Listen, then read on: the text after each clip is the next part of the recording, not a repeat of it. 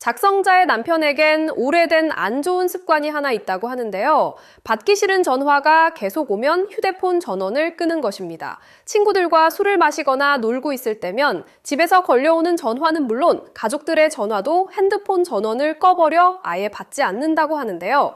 그 버릇 때문에 작성자와도 여러 번 다퉜지만 끝내 고쳐지지 않았다고 합니다. 그러던 어느 날 그 습관 때문에 평생 후회할 일이 벌어졌다고 하는데요.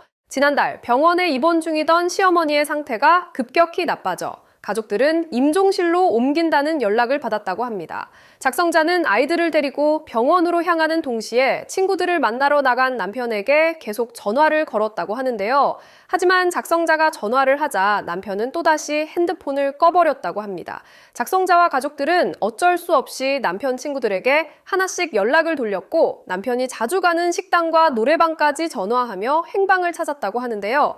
다행히 시어머니께서는 곧바로 돌아가신 것이 아니어서 다른 가족들은 마지막 인사를 나눌 시간이 있었다고 합니다. 하지만 남편만은 끝내 연락이 닿지 않았는데요.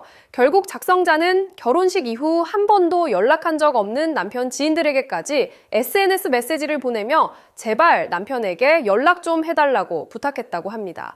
얼마 뒤 한 지인이 남편과 함께 있는 친구에게 연락이 닿았다며 어머니가 위독하니 빨리 병원으로 오라고 대신 전해줬다고 하는데요. 조금 지나고 나서야 남편이 택시를 타고 병원으로 출발했다는 연락을 받을 수 있었다고 합니다. 안타깝게도 남편이 병원에 도착했을 때는 시어머니는 이미 세상을 떠난 뒤였는데요. 장례식장에서 형은 남편을 보자마자 어머니의 마지막도 지키지 못했다며 크게 화를 냈다고 합니다. 아무 말 없이 눈물을 흘리는 남편을 보며 작성자는 남편이 이번 일을 계기로 크게 반성하고 있구나 생각했다고 하는데요.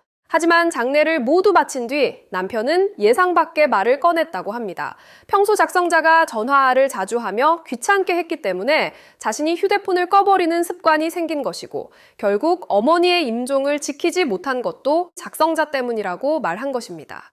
심지어 주변 사람들에게도 아내가 어머니가 위독하다는 사실을 알려주지 않아 임종을 놓쳤다고 말하고 다녔다는데요. 작성자는 시어머니 임종 당시 수십 통의 통화 기록과 남편 친구들에게 보냈던 메시지, SNS로 도움을 요청했던 기록까지 모두 남아 있다며 더는 억울해서 참을 수 없으니 남편의 거짓말을 가장 후회하게 만들 수 있는 방법이 있다면 알려달라며 조언을 구했습니다. 여러분이라면 어떻게 하실 것 같으신가요? 댓글로 알려주세요.